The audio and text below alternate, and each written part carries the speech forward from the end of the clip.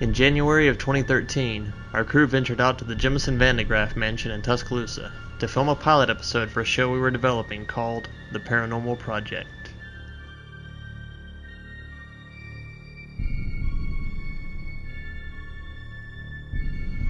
Unfortunately, after a successful night full of activity, problems arose with the studio we were working with.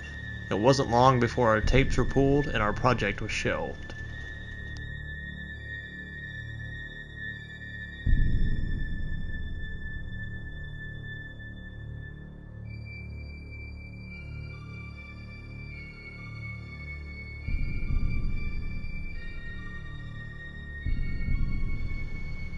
Most of our activity was captured on the studio cameras, which were taken away. However, we did catch a few things on our own personal camcorders and audio recorders.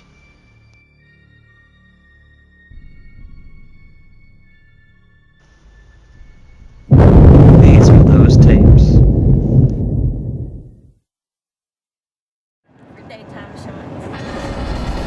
Alright, we're currently on our way to the Jemison-Van De Graaff mansion.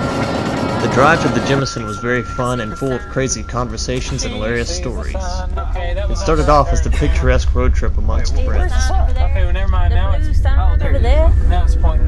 Yeah. I just screwed that thing. It's doing this. The road is going all squiggly. Jalbalba, squiggly balba. Albalba, squiggly road, jalba. Look at that guy. Look how he's like steering off like, I don't know, he's just like, oh, my life. Yeah. He's contemplating everything. Stare in the sun and think about what I've done. He's wondering what this killer buzz arena is. Why are my pupils? I'm also curious as to what this killer buzz arena is. I don't know. There's a good... Hey Kevin, how's it going? It's going pretty good. Can't complain. You happy about this? Yeah. Well, hello, friend. Hello. How's it going? Quite well, thank you. Well, that's a very fine, good thing. I'm glad you're having a good day. Are you ready to join us on our investigation tonight? Yes.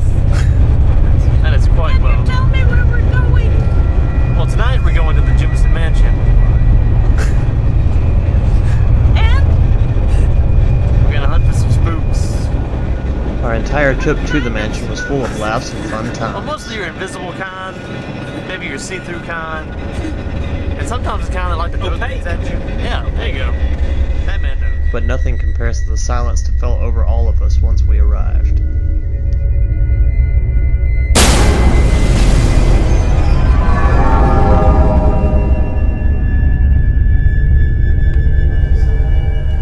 Unpin on silent.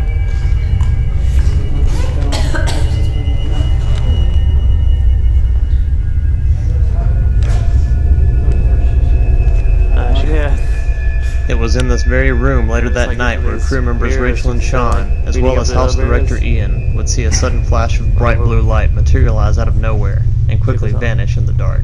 Look at the... Whoa. Back in focus.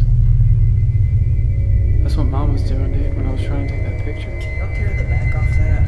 Yeah, so I can get the white. We are currently in the library where Colonel Hargrove shot himself in the head.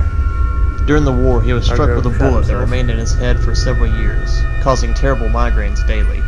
He finally couldn't take the pain anymore.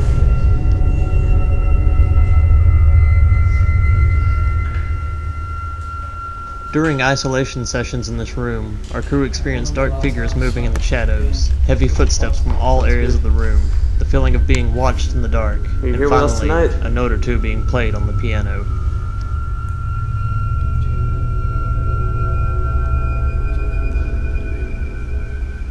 Could this have been Hargrove, keeping an eye on the library he loved so much?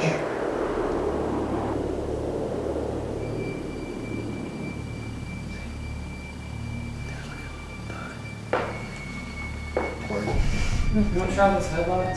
$10 if you'll bathe in there. $10 if you'll bathe in there. $10 if you'll bathe in there. Well, the water don't run, so I'll get in there. I would be afraid to break the first bathtub in Alabama. Yeah. And that was pretty sturdy. It's kind of bendy. I would still hate to do it. Yeah. Just for the sake of it, let's go this way.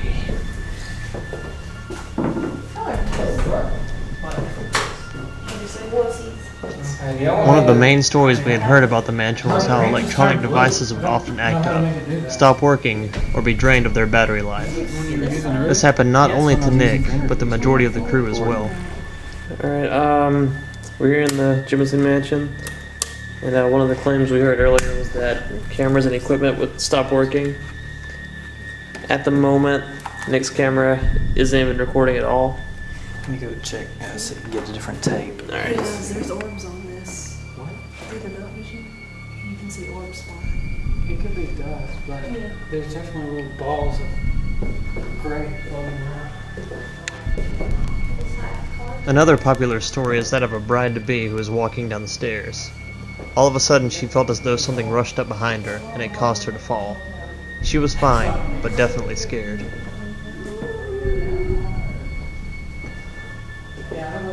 Sean experienced this at one point, and if you watch the banister of the stairs closely as he and Rachel trade places, you can see an odd orb of light, seemingly rounding the staircase. Just went in and out of focus a lot. It felt like this, like Rachel.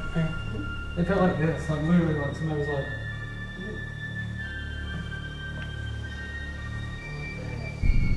To us, it seems like something is walking down the stairs, possibly running its hand along the banister, which would explain what Sean had just felt. It felt like this, like Rachel. It felt like this, like literally, like somebody was like.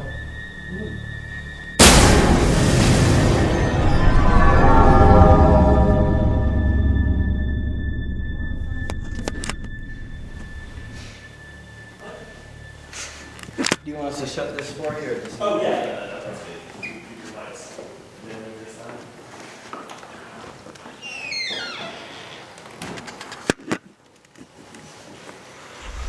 To the isolation. Our crew likes to perform isolation sessions, in which one member will stay in a supposedly haunted area alone in radio silence for 20 to 30 minutes. Yes. Please. Kevin was chosen to stay in a room alone in the basement. He's excited me about it. Shorter. Help it. Is that a Batman logo I see? Why, yes, it is. Little did we know that during this isolation session, Kevin would catch 3 of our best EVPs from the night. There's the back of Nick's head. I charge extra.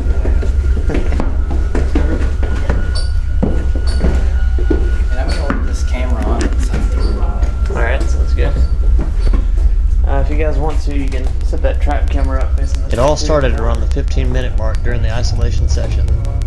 Kevin hears heavy footsteps coming down the stairs just to the left of the room he is locked inside. He assumes it is one of his crew members, yet when he uses his walkie-talkie to ask if anyone had just come down to get him, Nick replies and lets him know that the rest of the crew is in the attic, 2 floors above.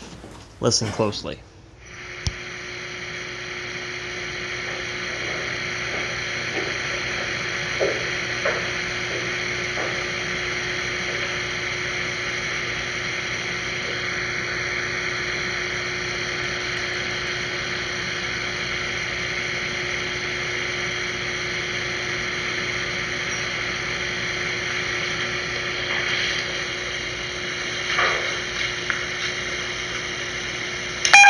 Is anybody downstairs with me at this moment?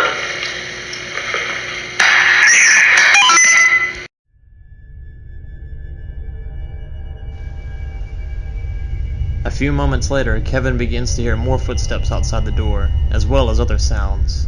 Through the small holes in the door, he sees a dark shadow pacing back and forth.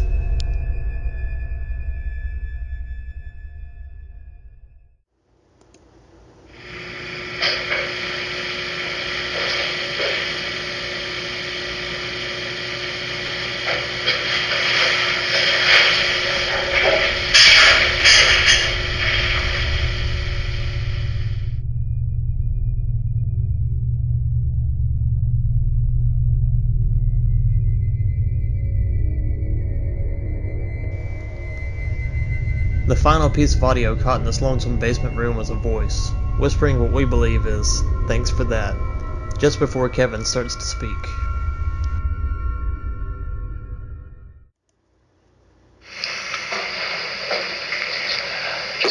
and talking to this device.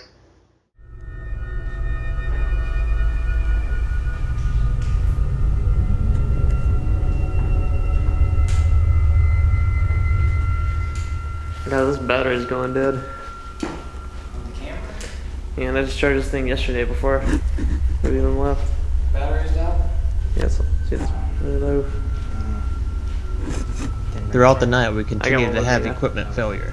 Kevin's camera, which had a full charge drained. Rachel's walkie started to make strange sounds. And Nick's camera died once more. Alright, I'm good with you. I think it's dusk out. There's like Over there, leave me alone. there's like way too many.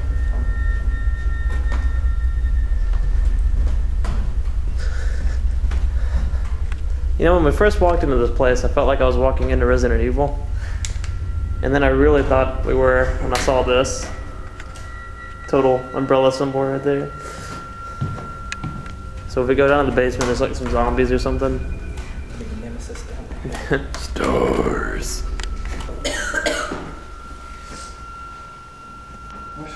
There was one office room in particular which had a lot of activity. The door to the office opened on its own for every member of our group, including Ian, the director of the Jemison. We could literally see the doorknob twist and the door pop open.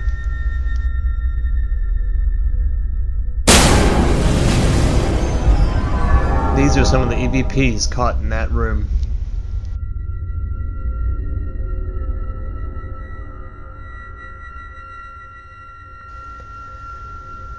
While Ian performed an isolation session in the room alone, something started to gasp heavily into the recorder. A few moments pass before Ian speaks, and you can hear that he is farther away from the microphone than the gasping sound. When asked if he recalled hearing this, he told us no, and that it creeped him out.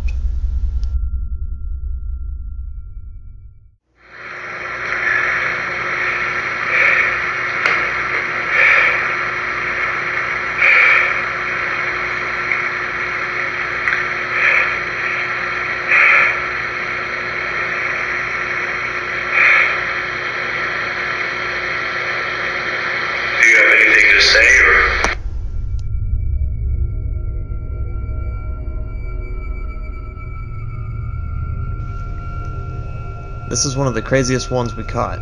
A popular story is that randomly during the day, people will hear what sounds like a china cabinet crashing to the ground, though no source can ever be found. While we never heard or caught the crashing sound of the china cabinet, we did catch what sounds like a plate smashing to the ground, followed by 2 coins dropping into a plate. Ian was completely still and terrified during this occurrence. This only happened after Ian read a few passages from a personal journal owned by one of the house's original occupants.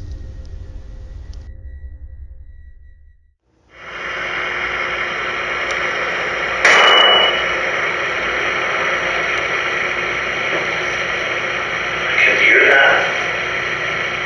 I don't know what it was.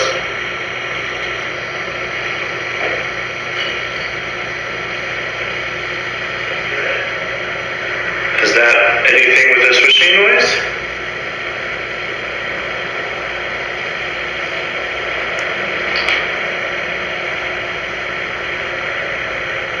That sounded like a coin.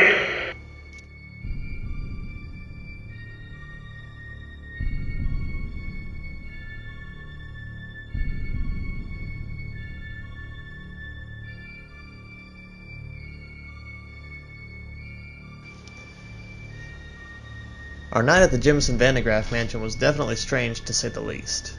From everything we experienced that night, we have no doubt that there are spirits roaming its luscious halls and twisting corridors.